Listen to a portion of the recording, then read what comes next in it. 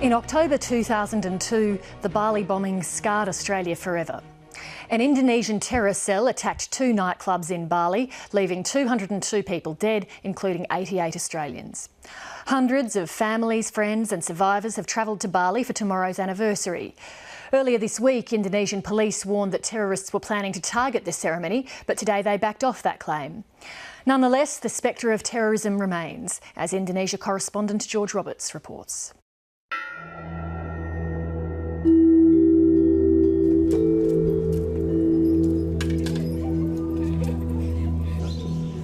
The central Java city of Solo is a heartland of terrorism in Indonesia, the place where the Bali bombing plot was born. Now Indonesian police are waging a battle here against a new breed of would-be bombers. In the past 6 weeks, they've cracked 2 groups. They had weapons for targeted police killings and bombs primed for attacks on the capital. We did not realise that there were terrorists living behind my room. If the bomb exploded, it could have harmed us.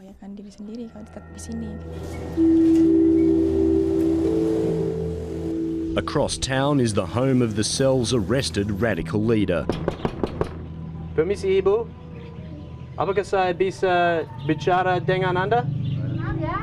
Despite a dozen bombs being seized from where she raised 8 children, she denies terrorist links. Ya, itu kan kata polisi, terserah aja polisi mau bilang apa. Suami saya bukan teroris, nggak pernah saya ngatain suami saya teroris.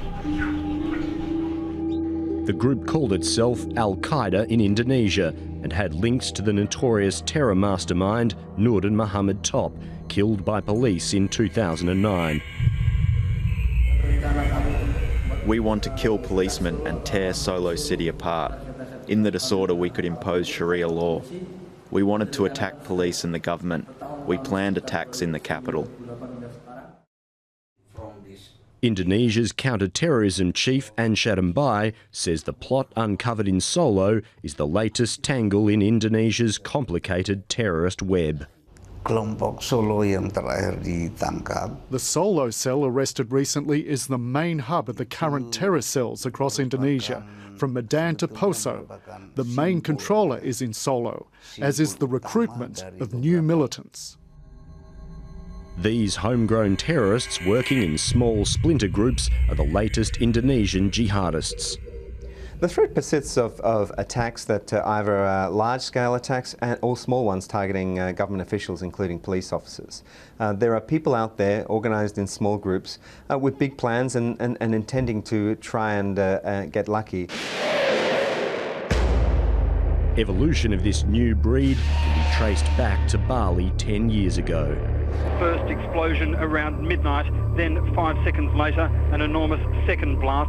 When the resort island shook, Australia felt it. Of the 202 people killed in the twin blasts, 88 were Australian. 10 years ago, Husnul was buying rice just metres from the Paddy's Bar blast. She still recalls the smell of her burning flesh. For me, what I think of Muslims with those kind of fundamental views, I don't think they're real Muslims. They call themselves Muslims, but I call them Satans. They are not Muslims.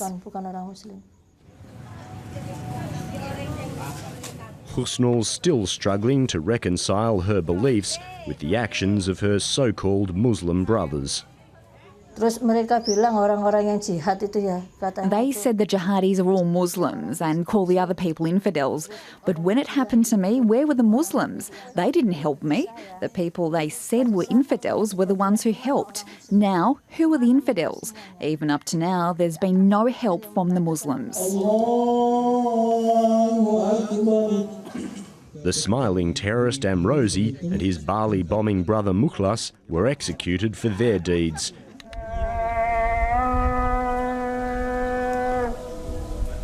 The bombers' bodies lie on the outskirts of their tiny hometown in East Java.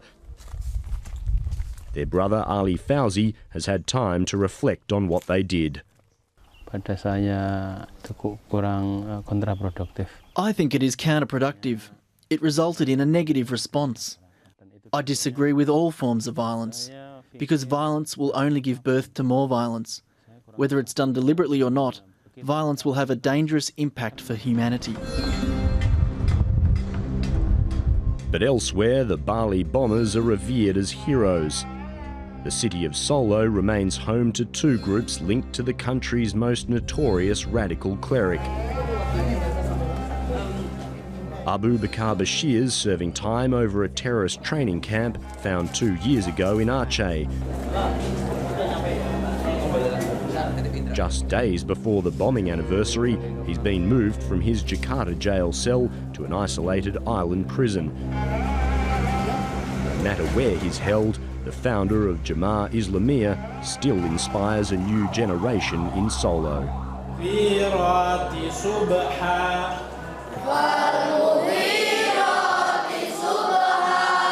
Come here to learn, leave here to fight is a slogan at the Al Mukmin school, co-founded by Bashir.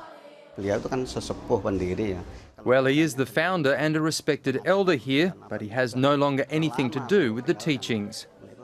The students' role models are many. Abu Bakr Bashir is one. Bashir's other organisation is Jemaah Ansharut Tawhid, or JAT, a sibling of JI. The ageing cleric steers it with teachings from his jail cell.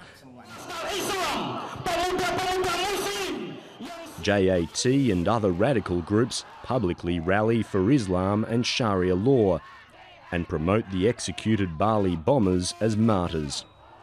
The 3 Bali bombers represent retaliation in Indonesia.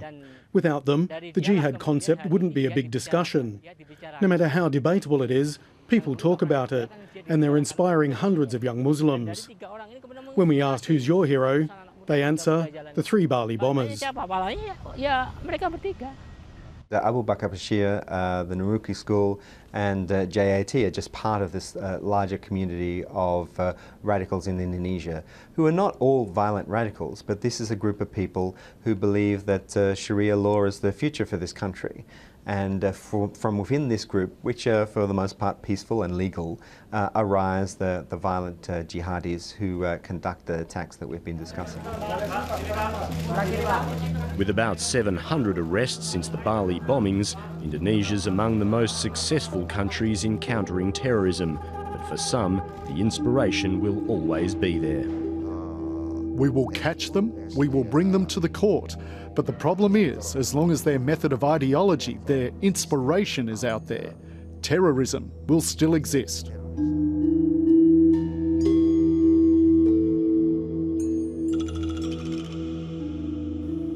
Indonesia correspondent George Roberts there.